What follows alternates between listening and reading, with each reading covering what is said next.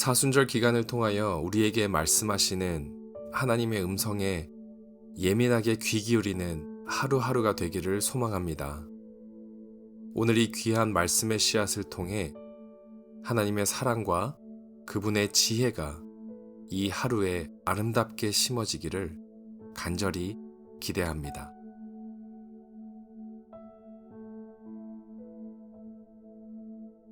오늘 함께 묵상하실 하나님의 말씀은 사무엘 하 6장 1절부터 23절입니다.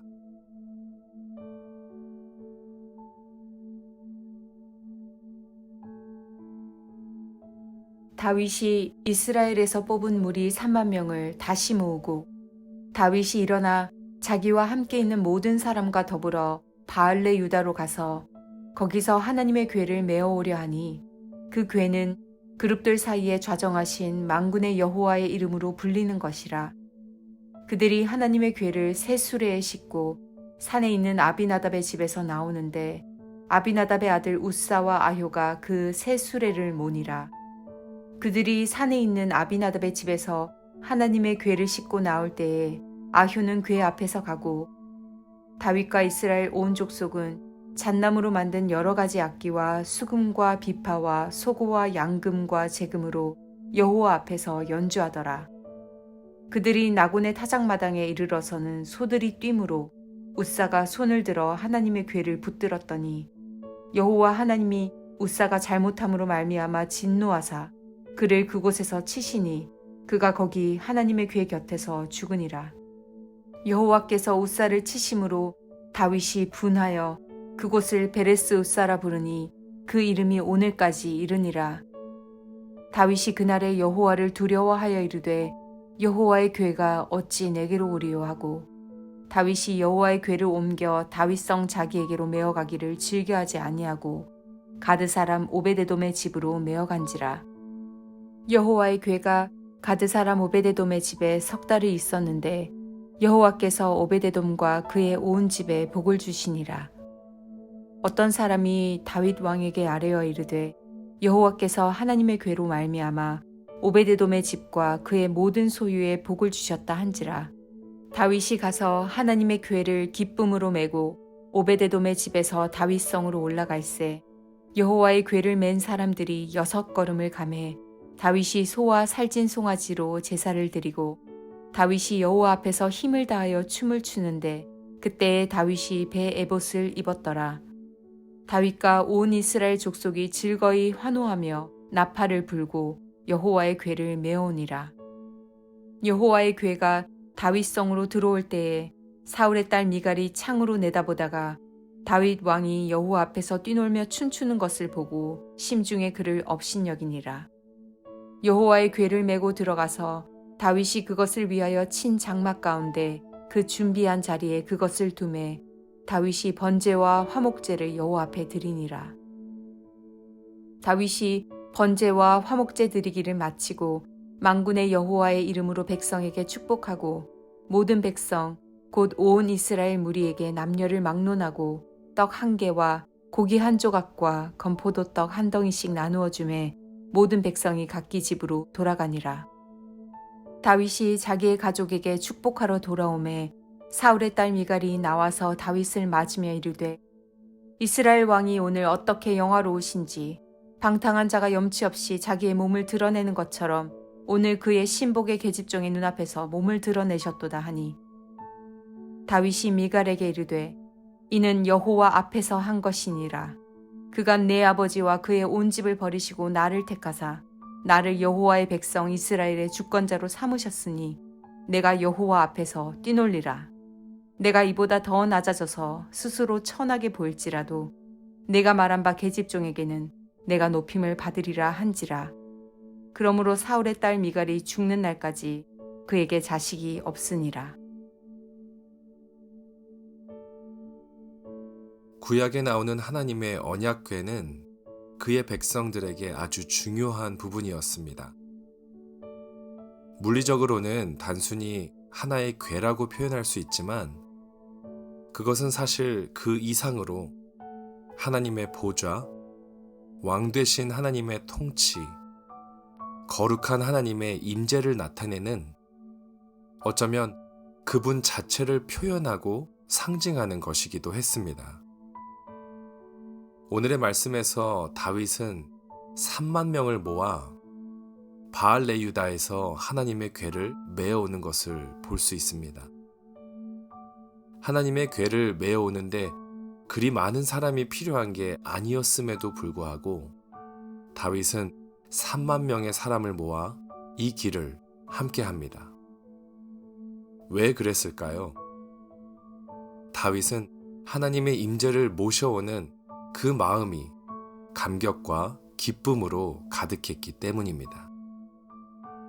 그래서 많은 사람들을 모으고 각기 여러 가지 악기와 수금과 비파와 소고와 양금과 제금으로 여호와 앞에서 연주하며 찬양하며 예배하며 하나님의 궤를 모셔오는 것을 볼 수 있습니다. 그뿐입니까? 다윗 성으로 여호와의 궤가 함께 올라갈 때 14절에 보면 다윗이 여호와 앞에서 힘을 다하여 춤을 추었다고 이야기합니다. 마음에 있는 감격과 기쁨을 하나님께 보이며 마음껏 춤을 추며 그의 성을 올라간 것이지요. 그것을 본 사울의 딸 미갈이 창을 내려다보며 다윗 왕이 그의 채통을 지키지 못하고 뛰놀며 춤추는 것을 보고 16절에서는 심중에 그를 업신여겼다고 이야기합니다.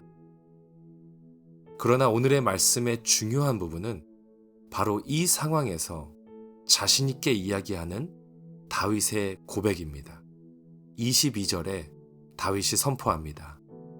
내가 여호와 앞에서 뛰놀리라.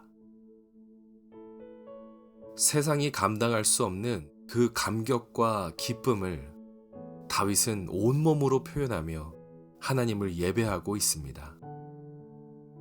세상이 그를 업신여기고 세상은 그를 이해할 수 없어도 하나님의 임재 앞에 감격과 기쁨으로 그의 최선의 예배를 드리고 있는 이 장면은 다윗만의 이야기가 아니라 우리 모두의 이야기가 되어야 할 줄로 믿습니다. 하나님을 기뻐하는 삶, 하나님 때문에 절로 춤이 춰지는 삶, 하나님이 하실 일을 신뢰하며 그 상상 안에서 감격과 기쁨으로 뛰어노는 삶, 내가 여호와 앞에서 뛰놀리라.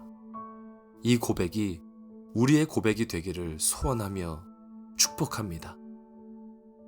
사순절 기간에 십자가를 묵상하며 우리의 죄를 생명으로 바꾸시고 우리의 아픔을 기쁨으로 바꾸시며 이 땅의 한정된 삶에서 벗어나 그분의 영원으로 초청하시는 그 십자가 앞에서 오늘도 기쁨으로 고백하는 하루가 되기를 원합니다.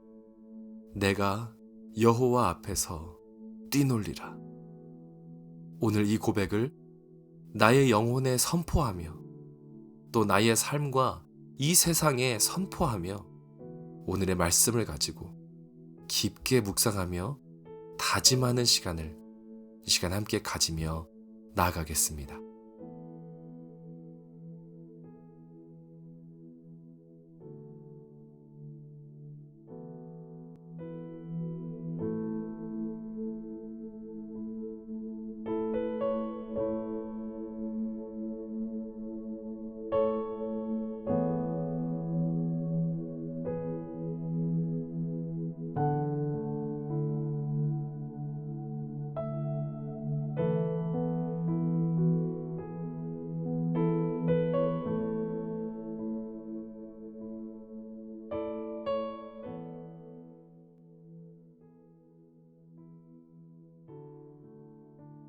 하나님, 사순절을 보내며 십자가를 통해 우리에게 주신 주님의 그 놀라운 비밀과 은혜와 감격과 기쁨으로 인해 감사드립니다. 어떠한 상황과 환경 속에서도 나의 삶 가운데 충만하게 임재하시고 계시는 주님 앞에서 내가 여호와 앞에서 뛰놀리라 고백하며 그 상황을 기쁨으로 이겨내고 우리의 삶을 은혜 가운데 살아내는 우리 모두가 되도록 주께서 인도하여 주시옵소서.